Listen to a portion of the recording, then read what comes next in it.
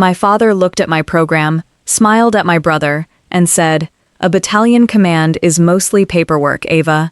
Let's not pretend they're handing you Normandy."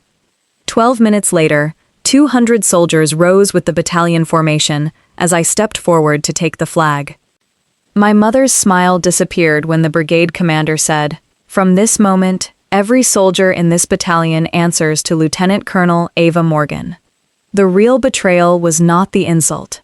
It was the message my parents had spent years teaching the family, that my command existed only on paper, because they could not stand a room where my brother was not the one being admired.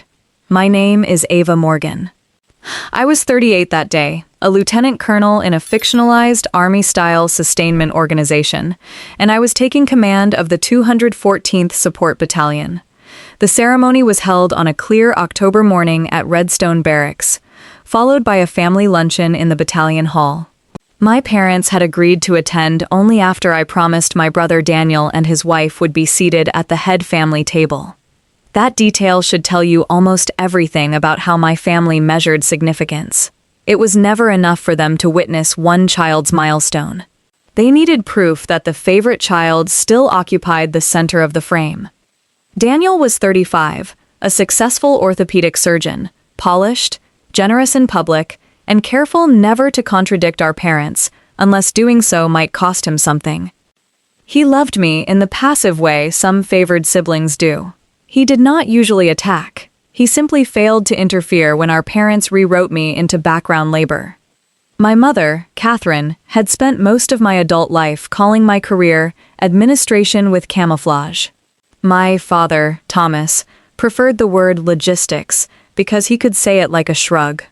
To them, command was what happened to other people: fighter pilots, special operators, decorated infantry officers, men with battlefield memoirs. What I did, movement, fuel, supply discipline, maintenance readiness, route planning, convoy sequencing, never felt dramatic enough to count. That judgment survived every promotion. When I made major, Dad told relatives I was good with organization. When I made lieutenant colonel, Mom said the military needed people who liked structure. 5 months before the command ceremony, I called home to share the news that I had been selected from a competitive board to take over the battalion. My father answered and said, "So you'll be the senior office manager?" I laughed because I had learned laughter reduced the time required to recover from them. He asked how many people were in the battalion. I said roughly 200 soldiers, plus attached civilians and contractors depending on mission cycles. He whistled softly, then said, "That sounds like a lot of forms." My mother came onto the line and asked whether command meant I would finally stop moving around so much.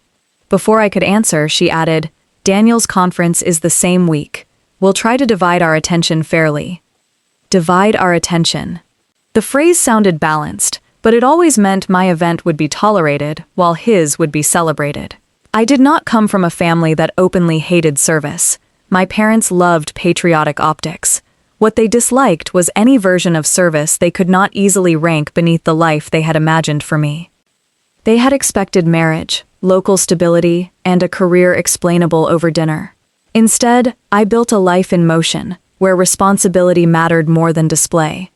I learned early that support work is the hidden structure under every visible success. Fuel, movement, maintenance, and timing do not look glamorous until they fail. 3 years before the command ceremony, those lessons became public whether my parents approved or not. The Black Pine wildfire began after a lightning storm and quickly cut a mountain town off from the main hospital corridor. My task force was assigned to run the support hub for buses, water, fuel, generators, shelters, and route timing. Television showed flames and aircraft. It did not show the whiteboards, parking lot staging plans, and replacement driver cycles that kept the evacuation from breaking apart. On night 2, a contractor refused to release emergency fuel without the exact purchase authorization his file required. We had only hours of generator fuel left for the hospital overflow site and the main high school shelter. I drove to the contractor yard with a county official and my maintenance chief, opened the emergency procurement statute on my phone, and made it clear his refusal would be documented beside the list of oxygen patients depending on that fuel. The trucks rolled minutes later. The shelters stayed powered. The evacuation held together. Colonel Serena Holt never forgot that. When she later recommended me for battalion command, she said, "You do not mistake support for secondary. That's why soldiers trust you."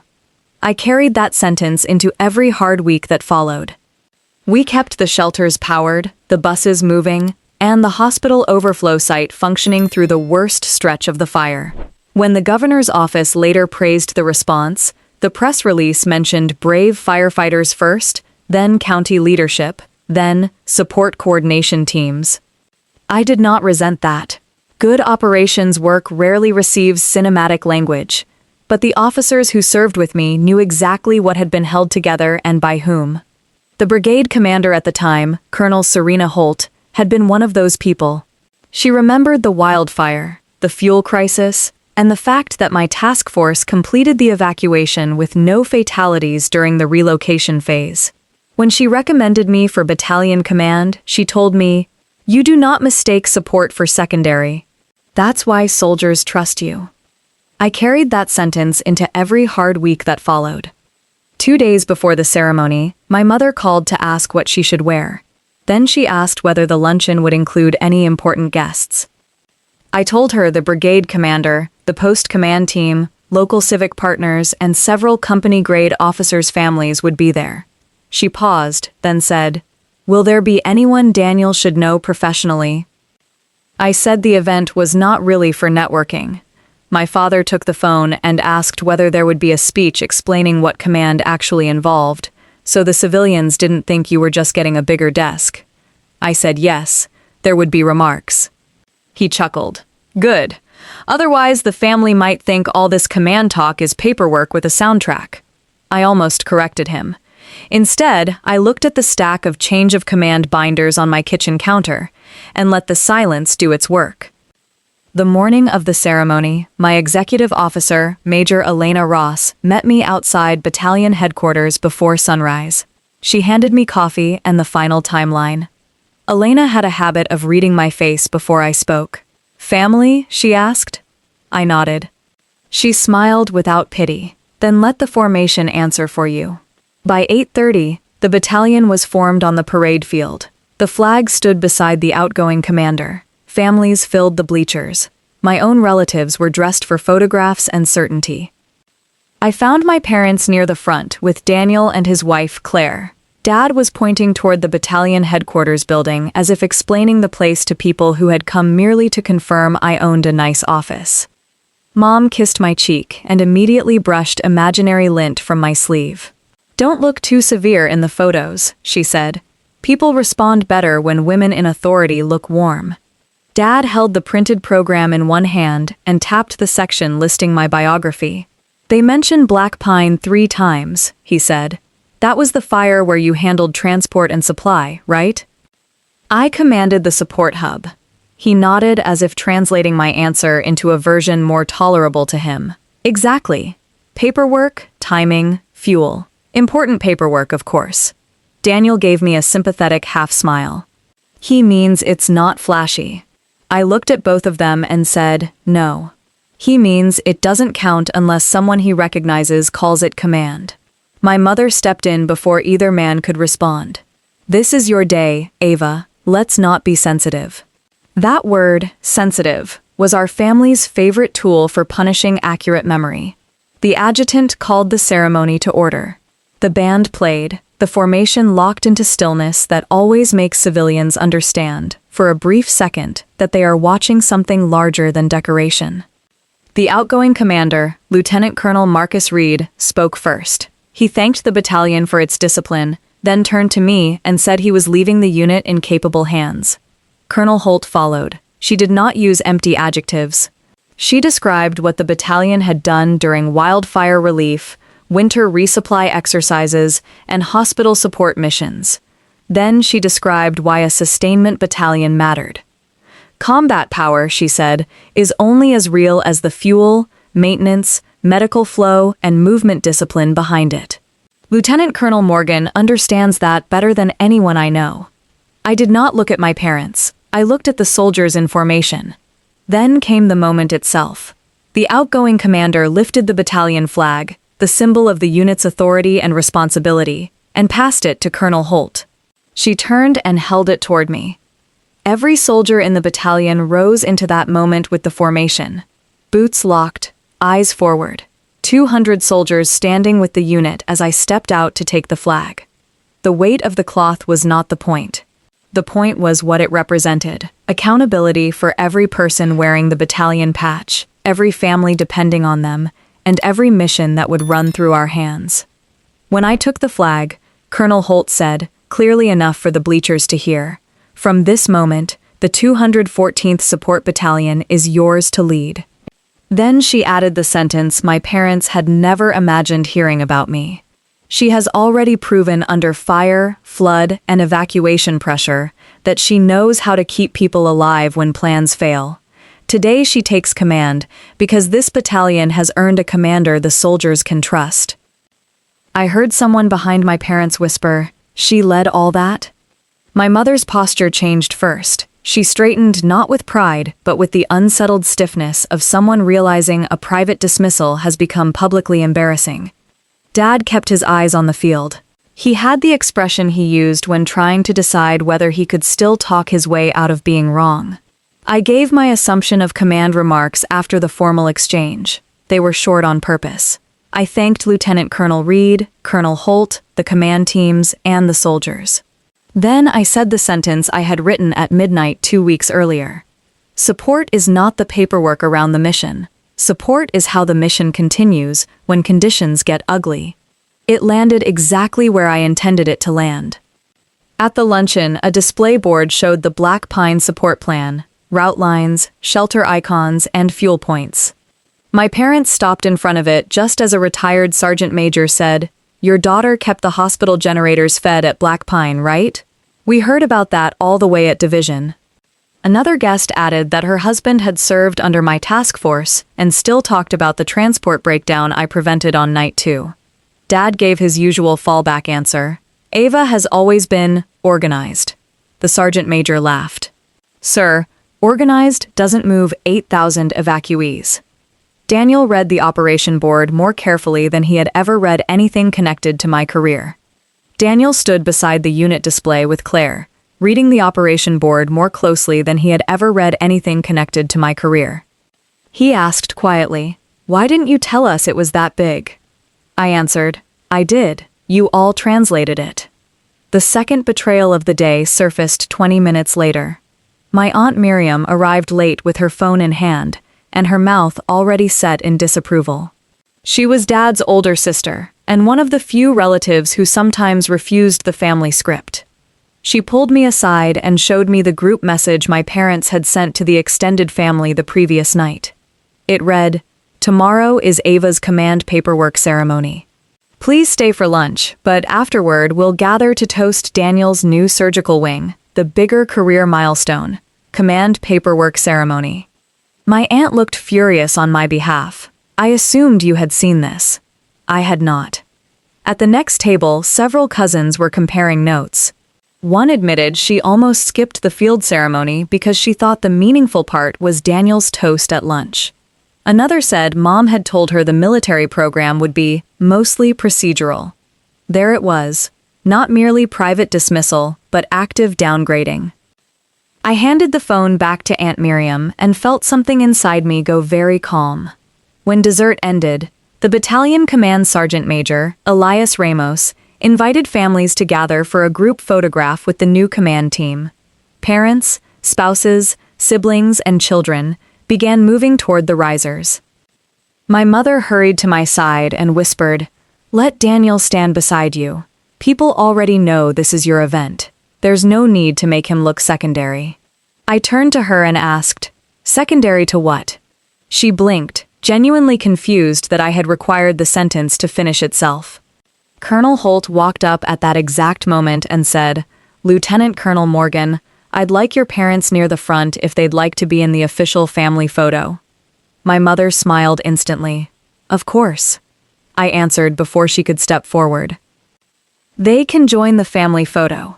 But for the official battalion photograph, I want the people who built the command transition and the Black Pine support plan. Elena, Sergeant Major Ramos, the company commanders, and the maintenance chief. Mom's face tightened. That seems cold. No, I said. It seems accurate. The official photo was taken with my command team and key planners. After that, there was a separate family photo, and I allowed it, because refusing would have shifted the story from truth to drama. But the boundary had finally become visible, and everyone in the room knew it. Later, when most guests had left, Daniel found me beside the flag case in the battalion hallway. He said he had seen the message our parents sent. He claimed he had not known the wording beforehand, which I believed. He also admitted he had grown used to benefiting from their comparisons without questioning them. That doesn't make me innocent, he said. It was the first honest sentence I had ever heard him say about our family. I told him honesty was a start, not a repair. My father approached next. He stood with his hands in his pockets like a man arriving to negotiate with weather. I may have used the wrong words, he said, but you know your mother and I are proud. I asked, proud enough to tell the family what command actually is? He said nothing. So I answered for him. It means I am responsible for soldiers, equipment, readiness, training, and the outcomes of missions that do not get red carpet language. It means when families call, they call my battalion. When something fails at midnight, my people fix it. When we deploy support, other units move because we did our work first. That is command. He looked at the battalion flag in its stand and seemed, for once, too small for his own certainty. My mother arrived before he responded. She said the group message had been meant as a joke, and that I should not let Aunt Miriam turn family teasing into injury. I asked whether command paperwork ceremony was also what she planned to say when people asked why 200 soldiers stood for me. She opened her mouth. Nothing came out. The next morning, I sent one message to the family thread. I did not write an essay. I wrote a correction. Yesterday was a change of command ceremony for the 214th Support Battalion. It was not paperwork. It was the transfer of authority for 200 soldiers and future operational missions. If you want to celebrate me, celebrate accurately. If not, stay silent. Then I attached the official battalion photo, not the family photo. Aunt Miriam replied first with 3 applause emojis and a sentence that said, "At last." Several cousins responded with congratulations they had never bothered to offer before. One asked if my battalion supported disaster response planning. Another asked what sustainment actually involved. Truth, once spoken plainly, creates its own curiosity. My parents did not reply all day. Daniel called that evening. He said he had told Mom and Dad that if they ever used his career to belittle mine again, he would correct them in the moment. I thanked him and said I hoped he meant it more than he wanted credit for meaning it. A week later, Colonel Holt visited battalion headquarters for a transition check. She noticed the framed photo on my desk and asked why my family was not in the one I had displayed. I said, because command is built by the people who carry it with you. She nodded once. Good answer. 3 months later, the battalion supported winter relief after an ice storm cut power across 2 counties. We moved warming supplies, cots, generators, and medical transport through black ice roads. Around 2 in the morning, my mother texted to ask how the paperwork emergency was going. I sent back a photo of generators loading under floodlights and wrote, "Command is what keeps other people warm while you sleep."